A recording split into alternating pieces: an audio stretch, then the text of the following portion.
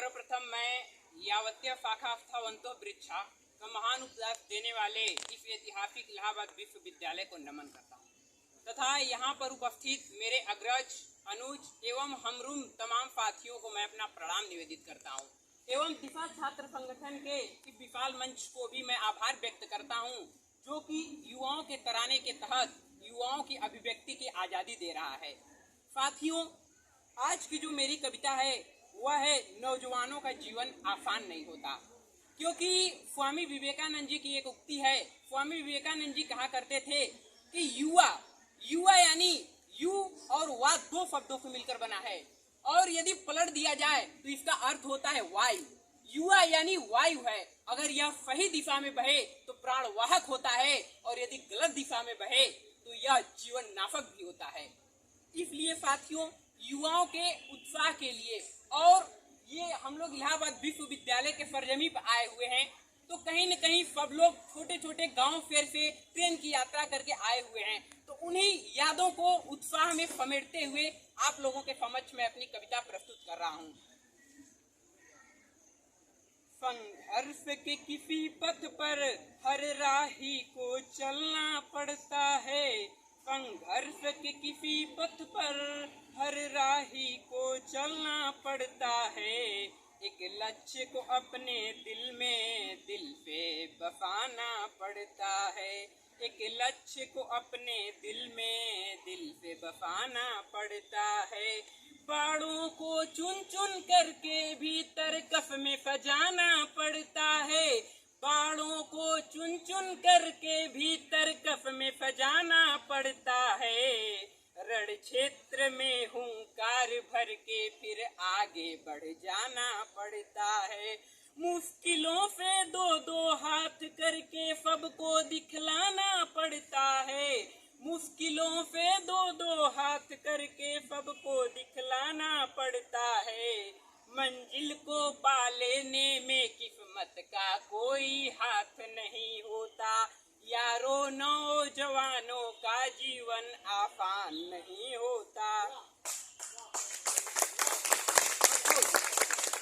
जब जब चुनौती आती है तो उनसे भिड़ जाना पड़ता है। जब जब चुनौती आती है तो उनसे भिड़ जाना पड़ता है। इन हवाओं से भी टकरा कर बादलों पे चढ़ जाना पड़ता है। हम भी एक योद्धा हैं, यह सबको दिखलाना पड़ता है।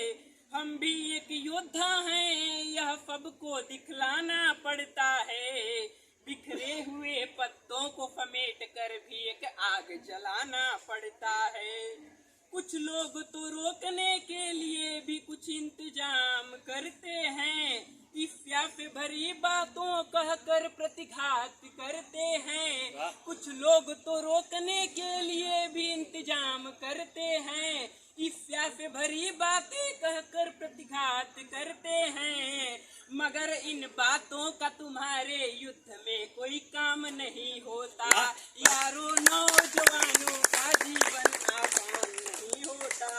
अगर रुकावटों को ठोकर मार कर तुम आगे बढ़ चुके हो, अगर रुकावटों को ठोकर मार कर तुम आगे बढ़ चुके हो, कलयुग के इस युद्ध में अगर तुम योद्धा चुने जा चुके हो, कलयुग के इस युद्ध में अगर तुम योद्धा चुने जा चुके हो, संघर्ष की ट्रेन पकड़ करके मंजिल का टिकट कटा लेना। संघर्ष की ट्रेन पकड़ करके मंजिल का टिकट कटा लेना।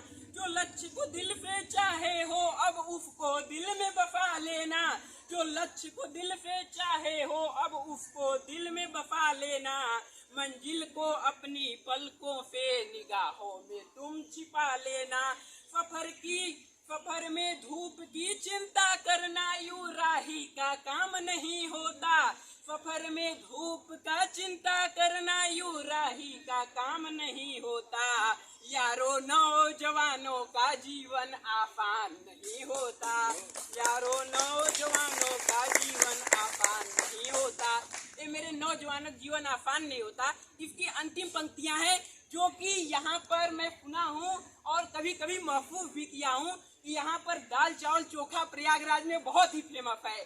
तो तो इसी पर अगली पंक्तियां हैं जिसका मैं हिसाब लिया था उसी वक्त लिखा था।